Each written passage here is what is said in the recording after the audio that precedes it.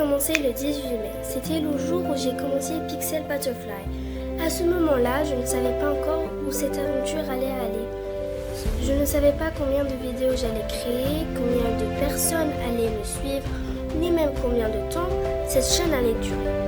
Je savais juste que quelque chose, j'avais envie de créer.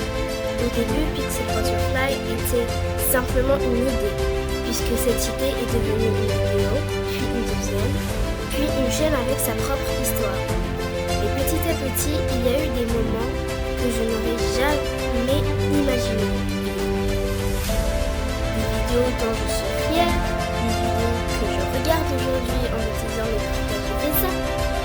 Des idées qui ont fonctionné, d'autres qui n'ont pas marché, des périodes où j'avais énormément d'inspiration et d'autres que je ne savais absolument plus quoi faire. Mais chaque étape a fait partie de Pixel Butterfly. Parce que cette chaîne n'a jamais été parfaite, elle a changé. Moi aussi j'ai changé. Mon style a changé, mes idées ont changé. Et pourtant, quand je regarde tout ce qui s'est passé depuis le 18 mai, je reconnais toujours la même chose. L'envie de créer quelque chose m'appartient.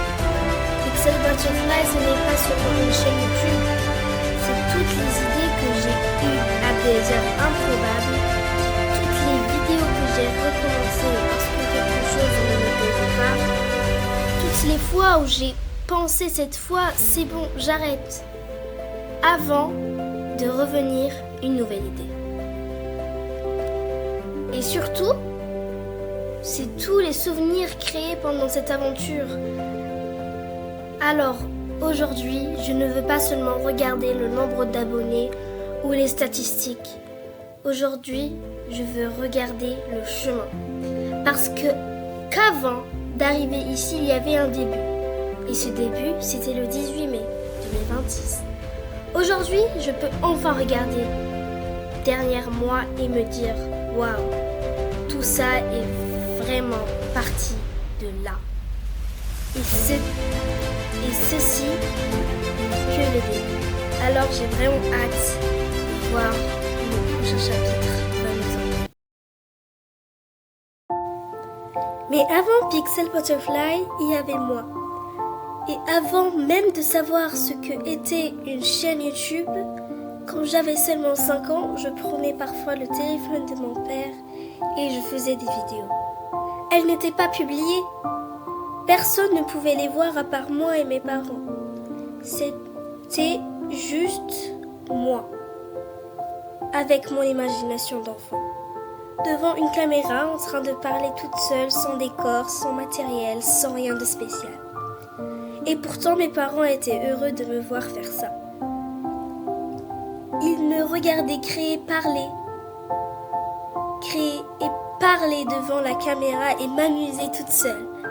Et je pense qu'à ce moment-là, ils voyaient déjà quelque chose que je ne comprenais pas encore. Ils ne savaient pas où ça allait me mener. Je faisais simplement des vidéos parce que j'aimais ça. Et aujourd'hui, quand j'y pense, c'est assez incroyable de me dire que la petite fille qui prenait le téléphone de son père pour faire des vidéos toute seule a finalement réalisé son rêve. J'ai commencé avec rien, juste moi, une caméra et envie de créer. Et aujourd'hui, j'ai Pixel Butterfly. Et avant d'avoir une chaîne, des vidéos, des personnages et toutes ces idées, j'étais juste une enfant qui aimait imaginer. Depuis petite, j'ai toujours eu cet univers dans ma tête. J'aimais inventer des histoires, créer des personnages, imaginer des situations et transformer des petites idées en quelque chose de plus grand. À l'époque, je ne savais pas encore que cette créativité allait un jour devenir une partie importante de ma vie. Et je ne me disais pas un jour je vais créer une chaîne YouTube, je faisais simplement ce que j'aimais. Avec le temps, certaines de ces petites passions sont restées, elles ont grandi avec moi et finalement elles ont trouvé un endroit où exister. C'est Pixel Butterfly.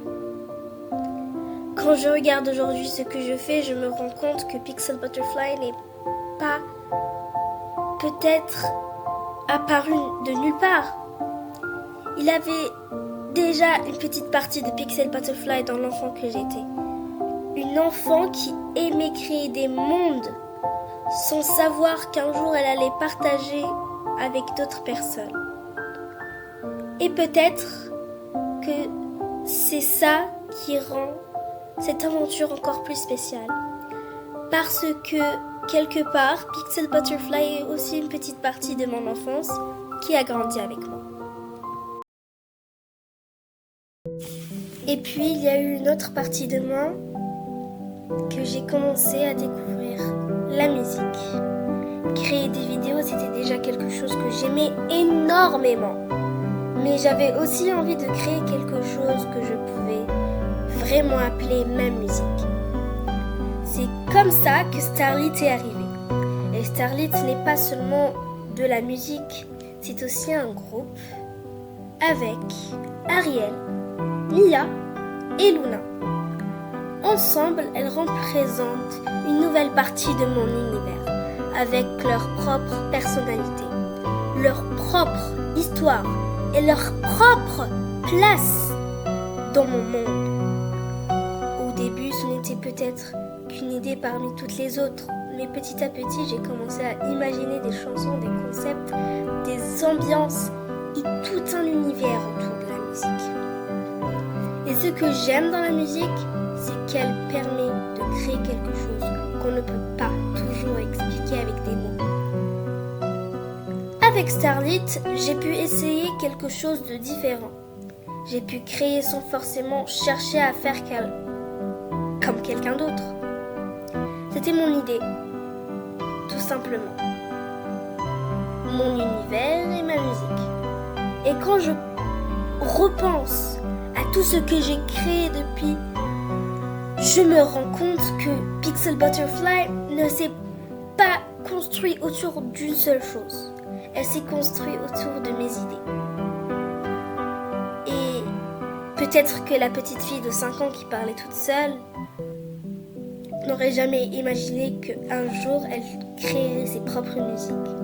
Mais aujourd'hui, elle peut regarder tout ça et se dire « je l'ai vraiment fait ». Et puis, il y a évidemment une chose qui a pris une énorme place dans cette aventure, mes vidéos. C'est à travers elles que Pixel Butterfly a vraiment commencé à prendre vie. Chaque vidéo était une nouvelle idée. Parfois, je savais exactement ce que je voulais faire. Parfois, je commençais sans même savoir comment ça allait finir. J'ai créé des histoires, des personnages, des épisodes, des concepts. J'ai essayé des choses, j'en ai changé d'autres. J'ai appris de mes erreurs. Et avec chaque vidéo, j'ai aussi appris quelque chose sur moi-même. J'ai appris ce que j'aimais vraiment créer. J'ai découvert mon propre style. J'ai commencé à comprendre ce que je voulais montrer à travers ma chaîne. Certaines vidéos m'ont demandé énormément, mais énormément de temps. Il y a eu les idées à trouver, les scènes à préparer, les montages à faire, les miniatures à créer. Et parfois, avec tout ce travail, je regardais enfin la vidéo terminée. Et je me disais, j'ai fini. C'est peut-être ça ce que j'aime le plus dans les vidéos. Une idée qui était seulement dans ma tête peut devenir quelque chose que je peux réellement regarder.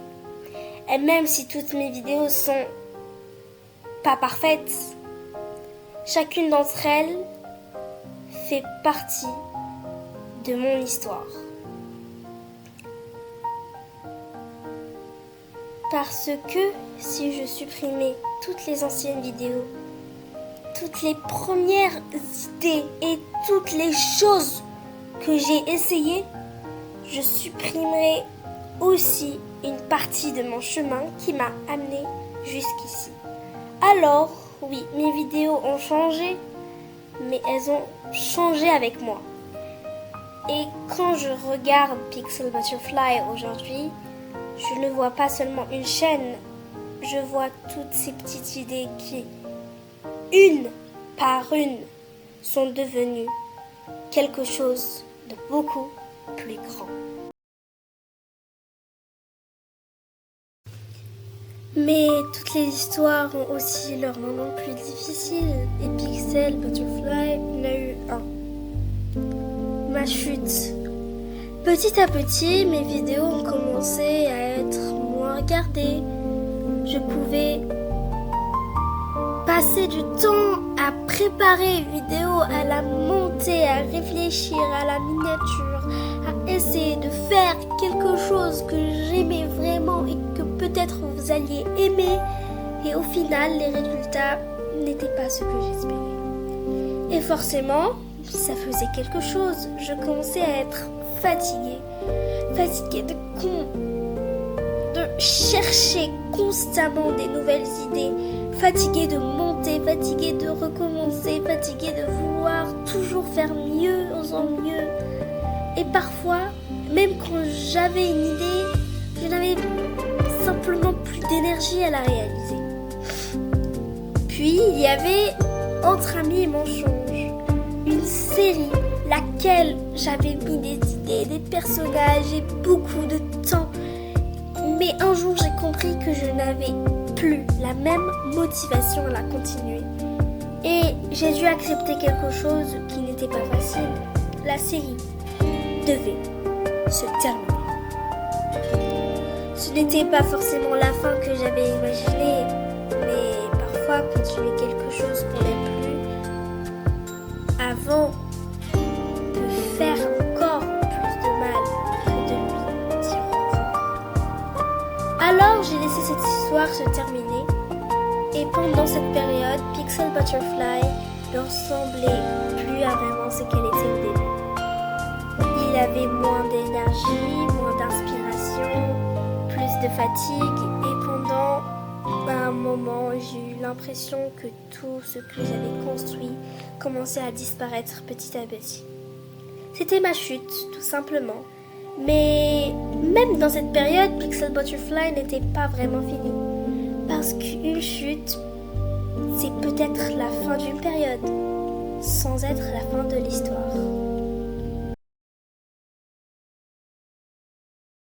Après ma chute, je pensais peut-être que Pixel Butterfly allait simplement rester comme ça. Mais finalement, une nouvelle idée est arrivée, une nouvelle histoire, une nouvelle énergie, une nouvelle façon de créer. Et c'est comme ça qu'est née Miss Sirelia.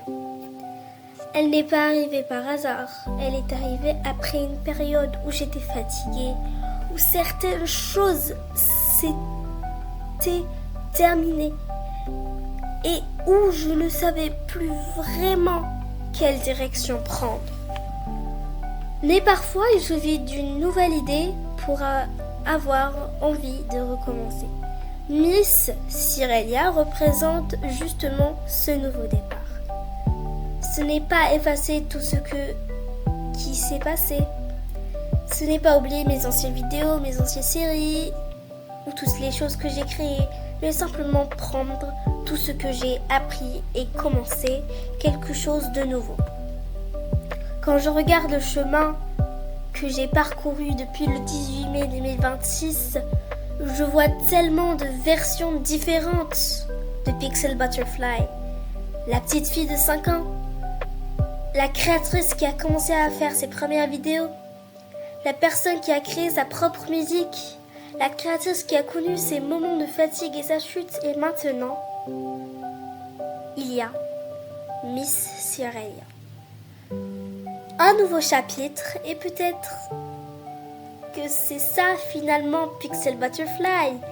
Pas une histoire qui reste toujours pareille, mais une histoire qui change, qui grandit, qui tombe parfois et qui trouve toujours une nouvelle façon de commencer.